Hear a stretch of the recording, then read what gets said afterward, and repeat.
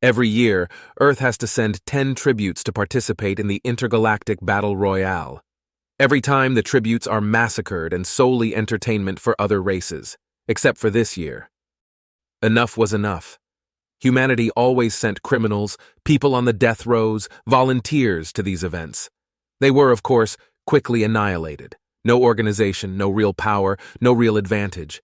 It started when other aliens started the bullying. When in every intergalactic decision, humanity was left aside because they were too weak to even have a vote. When they made a poll to decide if humans should even be considered intelligent species. So this time, 10 tributes were sent, again, the lowest possible number, reserved for the losers of the previous sessions.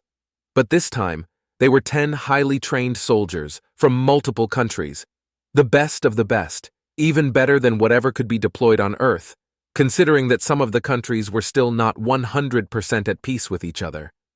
The aliens, again, laughed. They joked about, humanity is starting to become serious, I guess, looking at their underdeveloped weapons, on their fragile bodies that would break the moment a single Zarhan could hold them. But no Zarhan would hold a person this time. The timer was on, and immediately, the aliens went to the humans. The first ones were blinded by a stun grenade. Luckily for the Orans, they relied more on sound, so tunning their ears, they found nothing.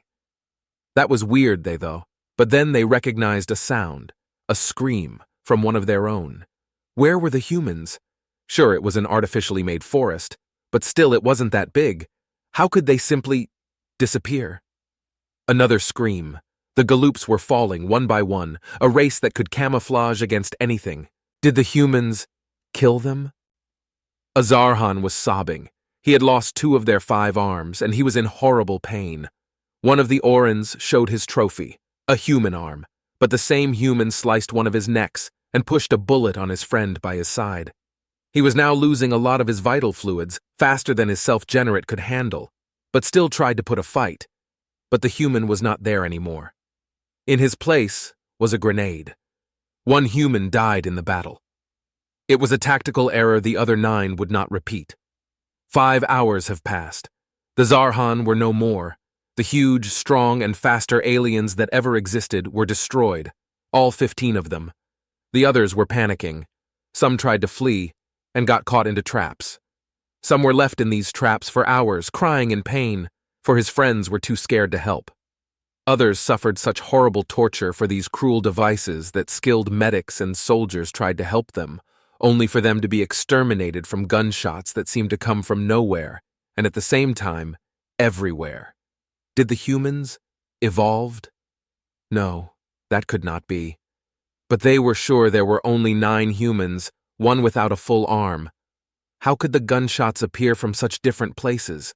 Another 3 hours passed. The public was horrified.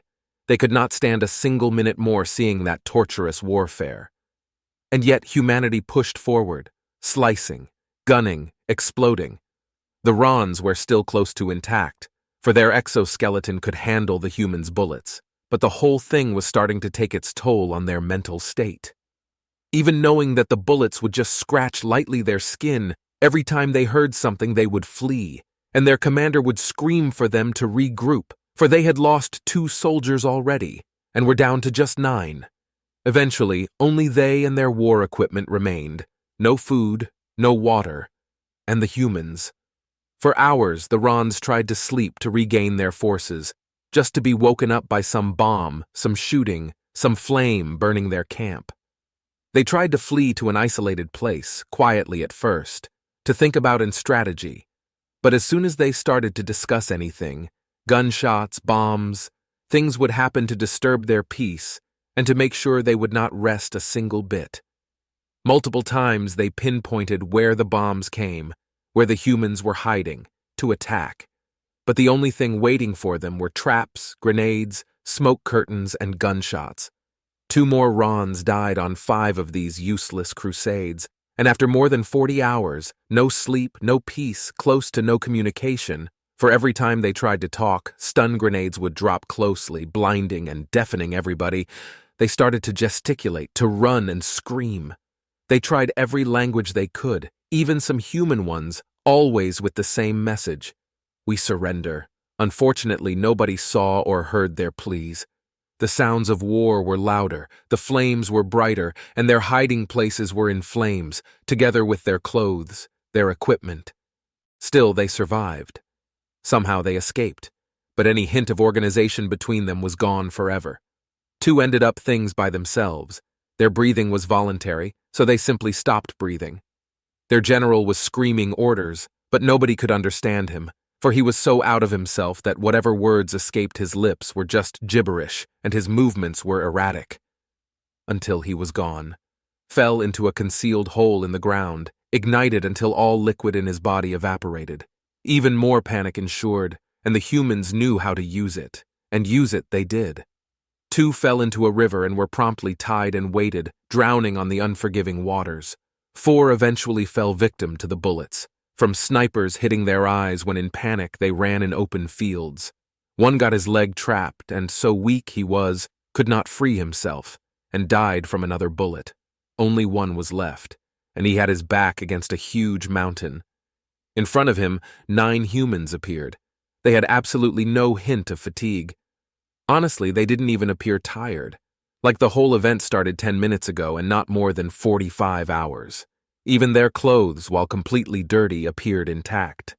A single soldier took a step, pointed her gun, and the Ron fell. He was gone.